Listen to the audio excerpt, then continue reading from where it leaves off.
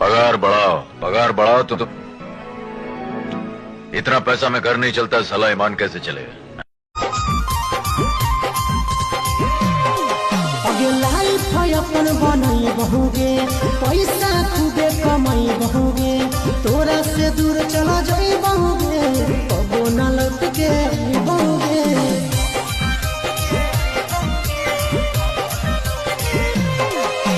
Life अपन बनई बहुगे, पैसा खूबे कमाई बहुगे, तोरा से दूर चला जाई बहुगे, कबो न लौट के बहुगे।